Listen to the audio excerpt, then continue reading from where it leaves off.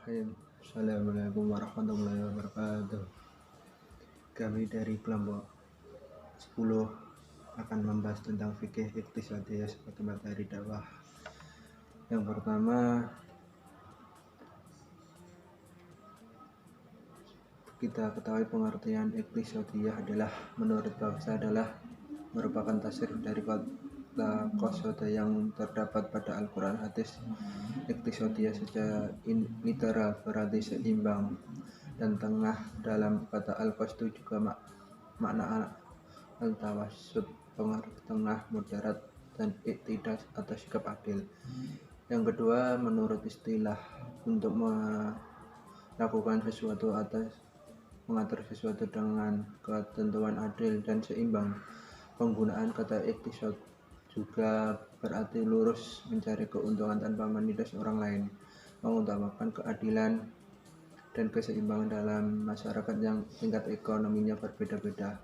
Dari penjelasan yang di atas bawah dapat disimpulkan bahwa iktisadiyah adalah melakukan sesuatu atau mengatur sesuatu sesuai dengan ketentuan adil dan seimbang.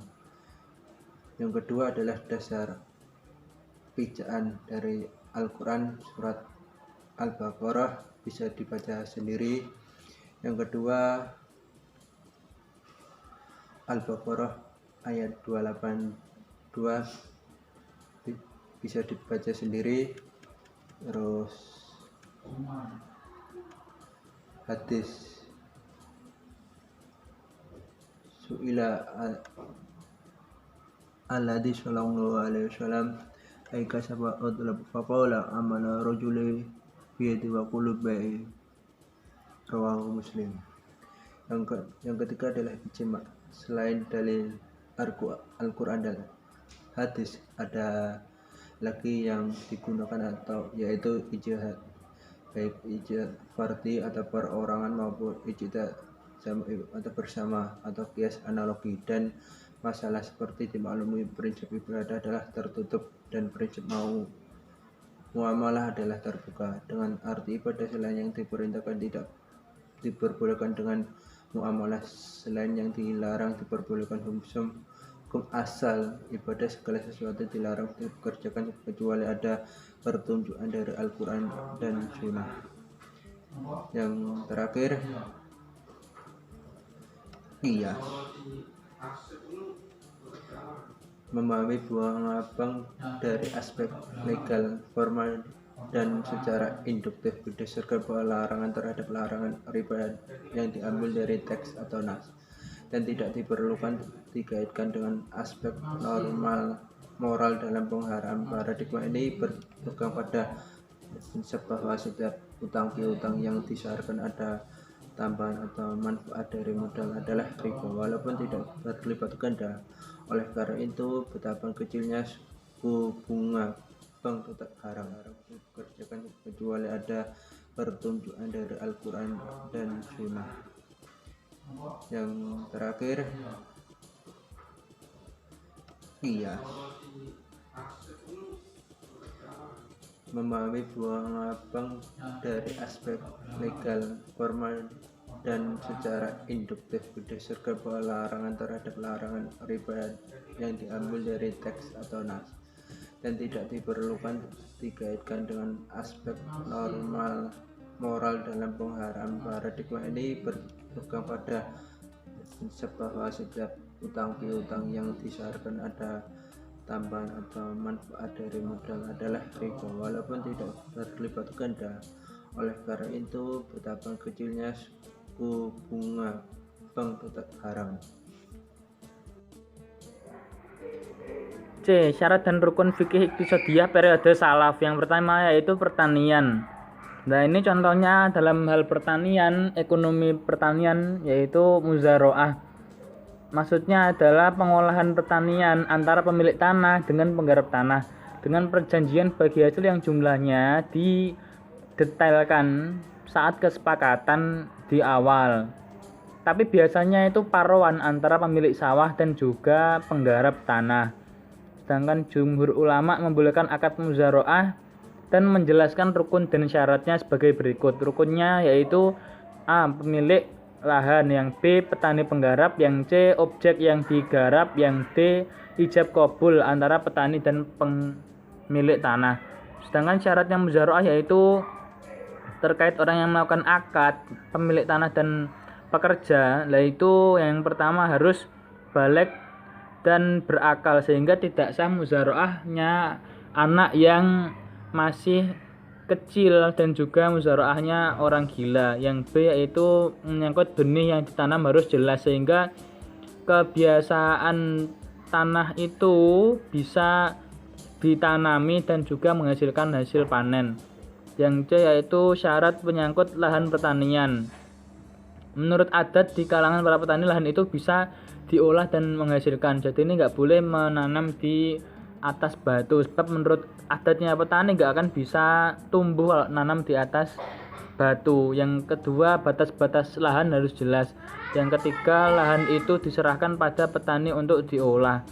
Yang D yaitu syarat-syarat menyangkut hasil panen adalah sebagai berikut. Yang pertama, pembagian hasil panen itu harus jelas.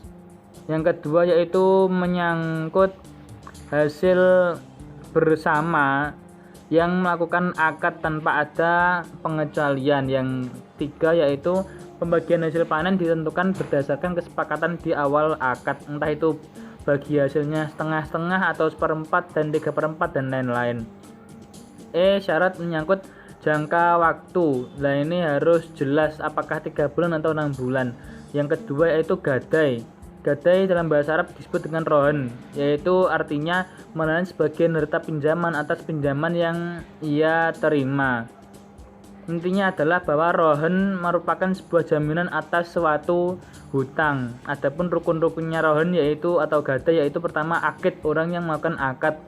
Nah ini menyangkut dua hal, yaitu rohin, orang yang menggadaikan barang, dan juga murtahin, orang yang memberikan barang dan juga menerima gadai sebagai imbalan atas barang yang ia pinjamkan. Syaratnya menjadi rohin dan murtahin adalah harus mutlaqut tasyarruf, sah pentasarrufannya. Yang B itu ma'qud alaih, sesuatu yang diakadkan, misalnya marhun, sesuatu yang digadaikan, dan juga dain marhun bih, hutang yang karenanya diadakan gadai. Yang ketiga yaitu sihot, yaitu ijab kabul antara rohin dan murtahin. Ulama Syafi'iyah menjelaskan syarat gadai yaitu pertama harus berwujud barang, sebab tidak boleh berupa hutang. Misalnya Pak Ijo punya hutang 10 juta kepada Pak Iman. Nah, hutang itu tidak bisa digadaikan. Kemudian yang kedua yaitu kepemilikan barang gadai tidak tercegah, misalnya mushaf. Yang ketiga yaitu barang yang digadaikan dapat dijual saat pelunasan hutang telah jatuh tempo. Jadi tidak boleh menggadaikan barang yang tidak bisa dijual. Misalnya saya gadaikan oksigen di dunia ini, nah itu tidak bisa dijual. Yang ketiga yaitu hutang. Ini menurut Fathul Mu'in, nah itu orang yang disertai janji wajib mengembalikan setara dengan yang dihutangkan. Misalnya meminjam 10 juta maka wajib mengembalikan 10 juta. Selanjutnya yaitu akid, adalah orang yang berhutang dan juga orang yang berhutang. Nah ini syaratnya harus baligh dan berakal. Kemudian ada ma'qud alaih, barang yang dihutangkan. Ini syaratnya yaitu telah ada saat transaksi dilaksanakan, dapat dimiliki, dapat dipindah tangankan pada penerima hutang. Yang ketiga yaitu syihud ijab kabul. Kemudian yang selanjutnya yaitu akan disampaikan oleh teman kami. Assalamualaikum warahmatullahi wabarakatuh. Saya Ahmad Rizky Hasani dari kelompok 10 mata kuliah materi dakwah. Jadi hari ini saya akan menjelaskan tentang poin C, yaitu sebelum ke poin itu, hari ini kelompok kami akan menjelaskan tentang fikih iqtisadiyah, yang mana fikih tersebut membahas tentang ekonomi secara Islam. Jadi saya berkesempatan untuk menjelaskan poin C, yang dimana poin C adalah syarat rukun keabsahan praktek fikih iqtisad periode kholaf atau periode ulama kontemporer. Syarat rukun yang pertama adalah tentang jasa benda tampak ya. Jasa benda tampak ini perlu diketahui dulu bahwa jasa benda tampak adalah seperti halnya laundry, terus apa ya, cuci motor paling ya mungkin, lalu ada banyak lagi. Nah, dan kali ini pemakalah mengambil contoh yaitu jasa laundry. Laundry itu jasa yang ditawarkan pada masyarakat berupa cuci, lalu beraneka ragam cucian seperti baju, tenda, dan lain sebagainya. Dalam hukum Islam, laundry itu sudah memenuhi syarat dan rukun, tetapi memenuhi syarat dan rukun secara akad ujrah. Nah, akad ujrah adalah unsur-unsur yang membentuk sesuatu, sehingga sesuatu itu terwujud karena adanya unsur-unsur tersebut membentuknya. Ya, agak munyer-munyer ya. Jadi ahli-ahli dalam madhab Hanafi itu menyatakan bahwa rukun akad hanyalah ijab dan qabul. Mereka mengakui bahwa tidak mungkin ada akad tanpa adanya para pihak yang membuatnya tanpa adanya objek akad. Jadi kalau objeknya nggak ada itu nggak mungkin. Perbedaannya dengan Syafi'i hanya terletak di cara pandang saja, tidak menyangkut substansi akad. Mungkin itu dari jasa benda tempat. Lalu yang kedua ada jasa virtual. Nah, ini jasa virtual itu kalau sekarang mungkin seperti Shopee, Bukalapak. Oh ya, bukan ya, mungkin bukan. Awal, mungkin bukan. Tapi pengertiannya seperti ini. Jasa virtual merupakan suatu aktivitas ekonomi yang melibatkan sejumlah interaksi dengan konsumen atau barang-barang milik sendiri yang dilakukan secara virtual atau online. Betul. Jadi ini adalah suatu jasa yang bisa menampung atau membuat roda perekonomian itu berjalan. Jual beli itu berjalan.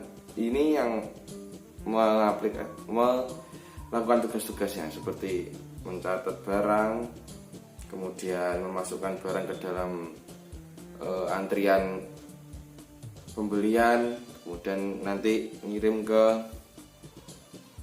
jasa pengantar dan lain sebagainya. Nah, itu ya mungkin seperti apa yang saya sebutkan di depan tadi, mungkin seperti itu contohnya. Jual beli dalam Islam itu khususnya dalam Syafi'i diperbolehkan hukumnya secara ijma'. Nah, sebenarnya Syafi'i itu banyak yang memperbolehkan karena jasa virtual itu mungkin tidak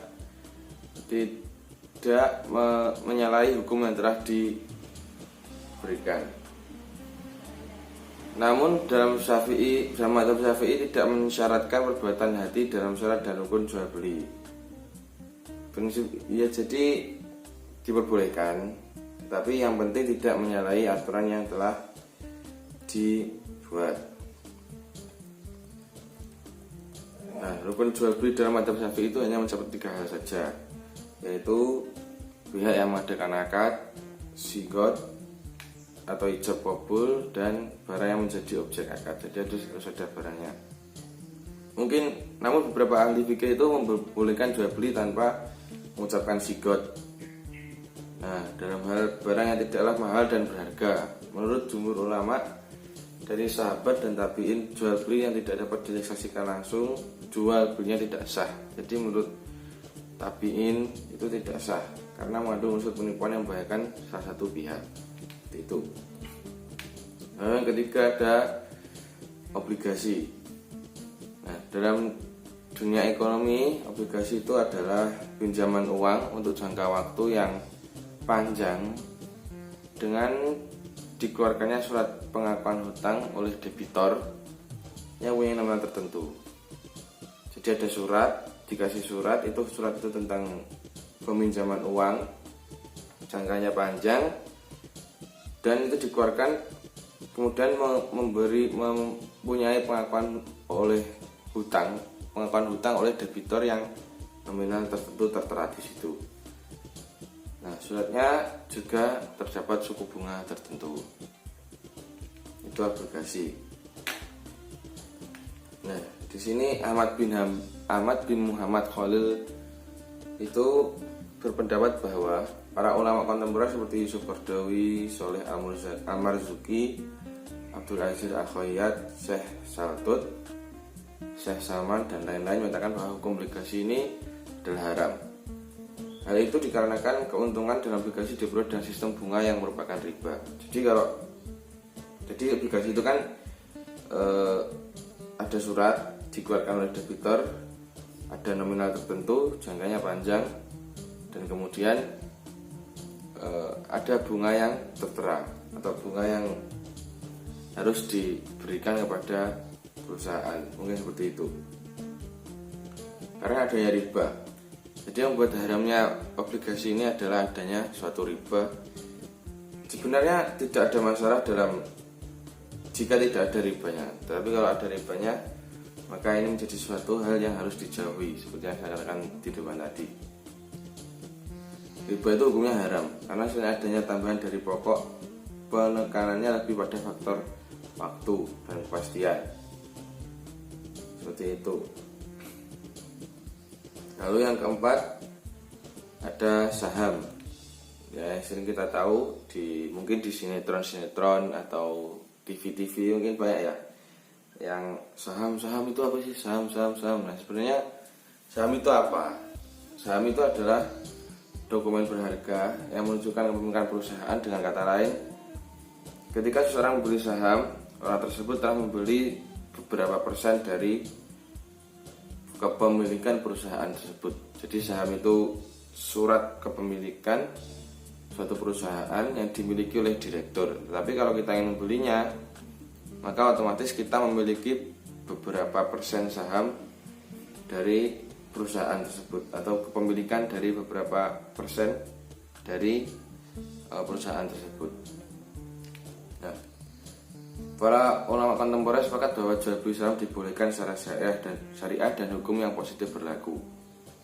Argumennya sesuai dengan terminologi yang melekat padanya. Maka saham yang dimiliki oleh seseorang menunjukkan sebuah bukti kepemilikan atas perusahaan yang tertentu yang berbentuk aset, sehingga saham merupakan cerminan kepemilikan atas aset tersebut. Jadi jelas ya, saham ini punya orang, perusahaan ini punya orang, maka jual beli ini dibolehkan karena orangnya jelas. Nah, dan objeknya jelas, saham ini tadi, perusahaan ini tadi juga jelas.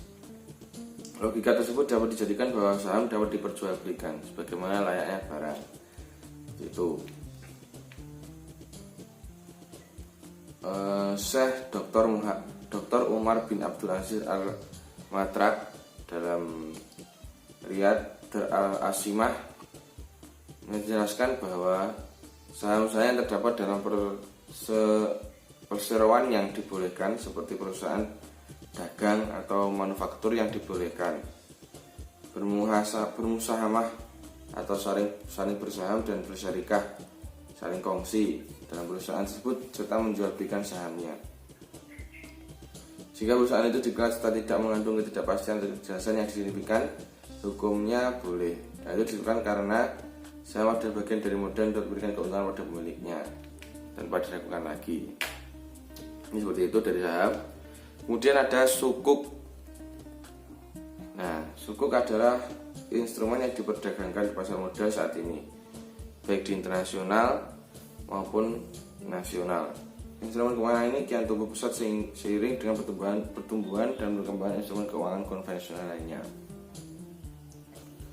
Mengenai sukuk, Abu Hanifah dan muridnya Abu Yusuf memberikan pandangan bahwa penjualan suatu properti yang belum diterima oleh si penjual namun sudah jelas keberadaan fisiknya atau dapat dicek keberadaannya mungkin secara online seperti tadi ya, itu diperbolehkan karena fondasi instrumen bernama sukuk di abad modern ini bermula itu yaitu tadi ada barang, ada orang, maksudnya ada yang jual beli, ada kontraksi atau ada tukang menukar uang ini bersama jual beli, ada barang dan barang ini jelas, maksudnya nggak goib, nggak nggak di mana lah, jelas itu boleh, karena fondasi yang bernama sukuk dapat modern itu bermula dari situ, itu namanya sukuk. Lanjut sekarang asuransi.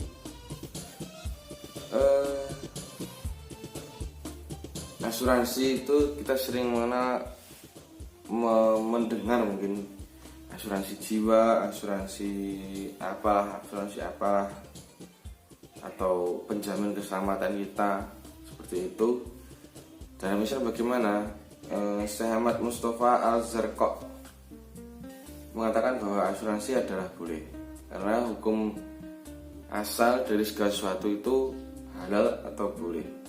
Di samping juga syarat tidak hanya membatasi pada akad kasih yang sudah diketahui saja, dan juga tidak melarang adanya bentuk akad baru yang muncul kemudian sesuai kebutuhan zaman selama tidak bertentangan dengan aturan akad.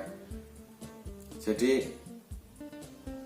tidak bertentangan dengan syariat dan syaratnya secara umum, karena dan kemudian adanya kesesuaian aturan akad asuransi dengan akad-akad muamalah yang berkembang pada masa Islam, pada masa pra-Islam yang diakui keberadaannya oleh syariah, seperti muamalah, nizam, makilah, dan lain-lain sebagainya. Intinya adalah selama asuransi ini tidak menyalahi hukum yang telah ada, yang telah berlaku di zaman pra-Islam, atau selama dia berkembang melalui zaman tidak menyalahi hukum yang dulu-dulunya telah ada, maka ini diperbolehkan. Jika ini menyalahi hukum yang telah ada kemudian menyimpangnya terlalu jauh, maka itu menjadi hal yang harus dikaji lagi, dan hukumnya bisa berubah seiring dengan berkembangnya zaman. Seperti itu. Itu membolehkan, tetapi ada juga ulama yang tidak membolehkan. Seperti halnya Yusuf Qaradawi dalam Al-Halal wa Haram fi Al-Islam mengatakan bahwa asuransi itu haram karena satu, semua anggota asuransi tidak membayar uangnya itu dengan maksud tabarruk. Bahkan nilai ini sedikit pun tidak terlintas. Lalu yang kedua, lembaga atau perusahaan asuransi pada umumnya memutar atau menginvestasikan kembali dana-dana tersebut dengan jalan riba. Nah, ini tidak boleh. Jika di dalam asuransi itu ada permainan yang menimbulkan riba, maka hukumnya menjadi haram atau tidak boleh. Karena itu firmannya gimana ya? Ahlallahu bai'a wa harrama riba. Mungkin seperti itu. Ya mungkin seperti itulah, nanti bisa dilihat sendiri teman-teman. Itu yang pokoknya dihalalkannya jual beli dan diharamkannya riba. Kalau saya mohon maaf. Oke, seperti itu. Lalu yang selanjutnya ada reksadana. Nah, reksadana itu ini mungkin agak tidak pernah terlintaskan di pikiran kita atau tidak pernah terdengar dalam pikiran kita. Sebenarnya apa? Reksadana adalah sarana dari cara berinvestasi secara kolektif, di mana seluruh dana yang telah terkumpul ditempatkan dalam sebuah portofolio atau efek berdasarkan kebijakan investasi yang diterapkan oleh manajer investasi. Jadi ada uang atau dana terkumpul, jadikan satu di portofolio sesuai dengan kebijakan investasi yang telah diterapkan oleh manajer investasi. Dalam fikih dinyatakan oleh Hanafi, kalangan mazhab Hanafi, bahwa harta itu adalah sesuatu yang digandrungi oleh tabiat manusia. Jadi namun harta itu tidak akan bernilai kecuali jika dibolehkan menggunakan secara syariat. Salah satu kegiatan manusia yang berkaitan dengan harta adalah dengan berinvestasi di pasar modal. Islam menganjurkan manusia berinvestasi agar harta tersebut berkembang, atau intinya produktif lah, tidak berhenti di satu tempat. Seumpama saya investasi kemudian uang itu berhenti, itu tidak produktif, tidak berjalan dan tidak bernilai. Harus bernilai, karena manusia itu tidak bisa lepas dari uang, apalagi di zaman sekarang. Apa harus pakai uang, ini begitu. Apalagi di zaman modern seperti ini, kita nggak berinvestasi itu seperti halnya uang itu hanya keluar masuk. tanpa adanya pemasukan yang lebih, kemudian pengeluaran yang sedikit, seperti itu. Lalu yang ke-8 ada dana talangan haji. Ini agak sedikit ramai ya, mungkin banyak atau hal ini menjadi perbincangan banyak orang, karena sebenarnya dana haji itu bagaimana permutarannya, bagaimana keluar masuknya. Tapi kita tidak akan bahas itu, kita hanya membahas dana talangan haji ini secara hukumnya bagaimana menurut ulama fikih kontemporer. Pembiayaan talangan haji adalah fasilitas pembiayaan konsumtif. Pembiayaan talangan haji adalah fasilitas pembiayaan konsumtif yang ditujukan pada nasabah untuk memenuhi biaya setoran awal biaya penyelenggaraan ibadah haji yang ditentukan oleh Departemen Agama atau sekarang Kemenak untuk mendapatkan nomor SID porsi haji dengan menggunakan akad ijarah. Jadi itu ada uang, biaya fasilitas pembiayaan konsumtif itu jadi ada biaya yang diberikan kepada nasabah untuk memenuhi kebutuhan biaya setoran awal biaya penyelenggaraan haji yang ditentukan oleh Departemen Agama untuk mendapatkan nomor pada antrian haji. Itu aja, minaknya itu aja. Akadnya adalah akad ijarah yang dipakai. Nah, pendapat lain menyatakan bahwa haji adalah pinjaman dari banknya bank syariah pada nasabah untuk menutupi kekurangan dan guna memperoleh kursi haji pada pelunasan BPIH. Jadi ada bank bank syariah minjami uang kepada calon haji untuk menutupi kekurangannya, menutupi kekurangannya untuk mendapatkan kursi atau SID haji. Nah, dana talangan ini dijamin dengan deposit yang dimiliki nasabah. Jadi sudah ada jaminan. Nasabah hanya perlu wajib mengembalikan sejumlah uang yang dipinjami dalam jangka waktu tertentu. Adanya jasa ini, bank syariah memperoleh imbalan yang besarnya tidak didasarkan pada jumlah dana yang dipinjamkan. Nah, itu kan nasabah wajib mengembalikan dalam jangka waktu tertentu. Jadi dikasih waktu berapa tahun, seumpama ya 10 atau 15 atau 5 tahun atau 1 bulan atau 2 bulan, tidak tahu. Kemudian bank syariah atas jasa peminjam tersebut itu mendapatkan imbalan atau ujroh yang bersama tidak diserahkan pada jumlah dana yang dipinjamkan. Jadi bank itu dapat imbalan karena sudah mau meminjami nasabah. Nah, mengacu pada pandangan Al-Qarafi bahwa umat Islam telah sepakat bahwa boleh hukumnya jual beli dan utang piutang yang terpisah kedua akad tersebut. Tetapi haram menggabungkan kedua akad tersebut dalam satu akad, karena ini merupakan celah untuk terjadinya riba.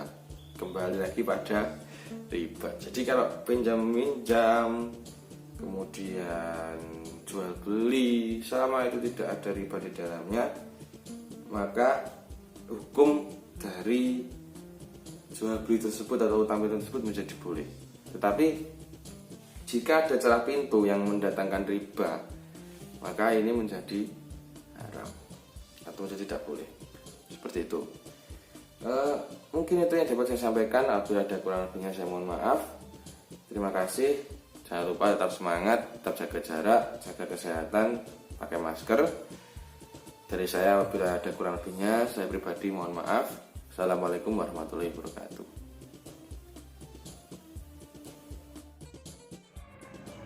Selanjutnya yang yaitu penghitungan zakat periode salaf dan kholaf. Periode salaf contohnya pertanian. Kementerian Agama RI mengeluarkan model penghitungan zakat seperti tabel yang ada di buku yang pada makalah kami buat.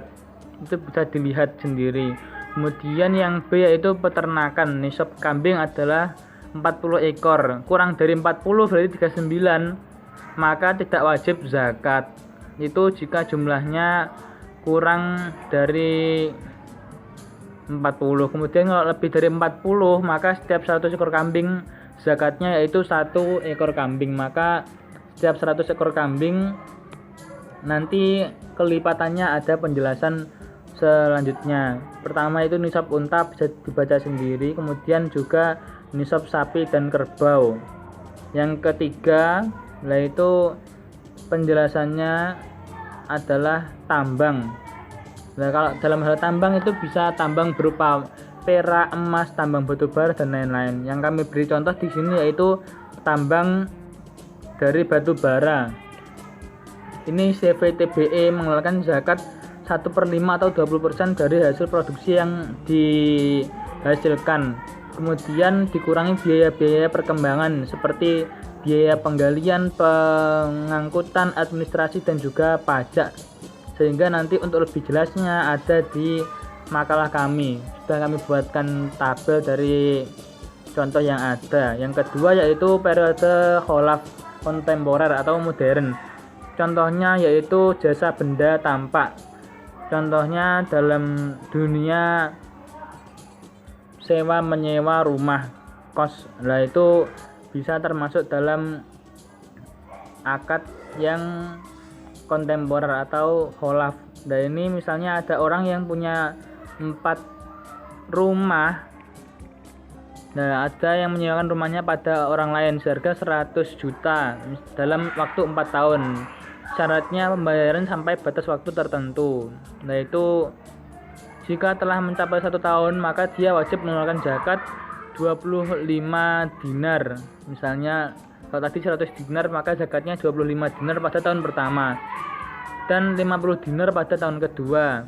Dengan perhitungan uang 25 dinar yang telah dikeluarkan zakatnya pada tahun pertama dan seterusnya. Sampai ia mengeluarkan zakat dari 100 dinar dengan memperhitungkan zakat yang telah dikeluarkan baik sedikit ataupun banyak. Yang kedua yaitu jasa profesi, misalnya seperti dokter, spesialis, akuntan dan lain-lain.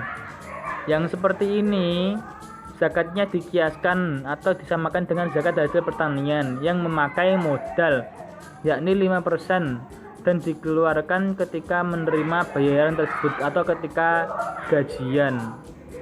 Ini misalnya harga beras 1 kilo itu 3.200, sedangkan nisab zakat yaitu 750 kilo. Maka untuk menghasilkan 750 kilo ada 2.400.000. Wajib zakat 5%, berarti wajib zakatnya 120.000 dari gaji tersebut. Kemudian yang selanjutnya itu saham. Saham-saham perusahaan atau industri diambil dari keuntungan masing-masing saham. Kadar zakat perusahaan misalnya 2,5% sesuai dengan zakat tijarah, diambil dari jumlah harga saham dan keuntungan perusahaan dalam setahun. Apabila saham itu bukan saham dagang maka disamakan dengan uang simpanan, maka zakatnya adalah pada harga saham yang mencapai nisab. Sekian dari kami. Apabila ada kurang lebihnya mohon maaf. Wassalamualaikum warahmatullahi wabarakatuh.